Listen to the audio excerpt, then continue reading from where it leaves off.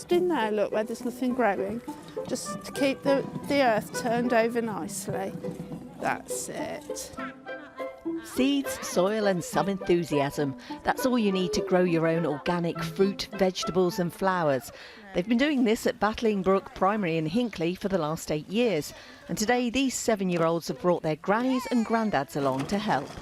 Grandparents, they're an amazing wealth of information and skills. So we encourage the grandparents to come in, because quite often they might have a little bit more time than parents to spend that quality time with their grandchild and to help the school, help the garden, and hopefully continue throughout the year, bringing in their seedlings, bringing in their tools, and just sort of an extension of their own garden.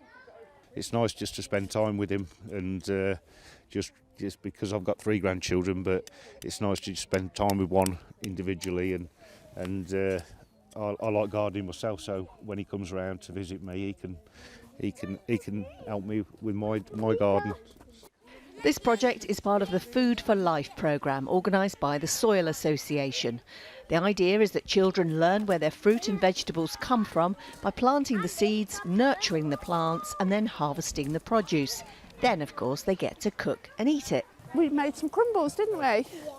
So that was nice, and it just gets them out in the fresh air. It just encourages them, because a lot of these, Evie included, they don't have the gardens areas at home these days. Modern houses don't encourage that, so I just think it's lovely.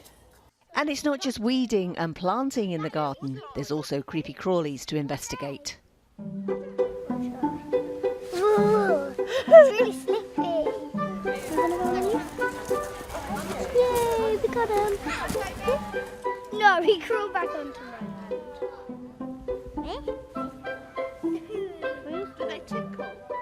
The health benefits of children being outdoors and interacting with nature are well known. But according to figures from the Soil Association, 60% of children spend less time outdoors than their parents. In this school, they say they can actually see how positive the gardening experience is for the children.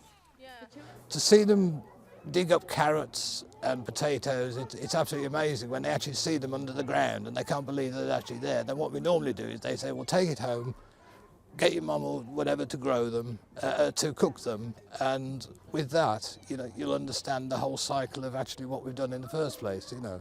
But it's the children really enjoy it, and I think coming out of the classroom as well into an open environment like this, it's a real bonus for them, I think.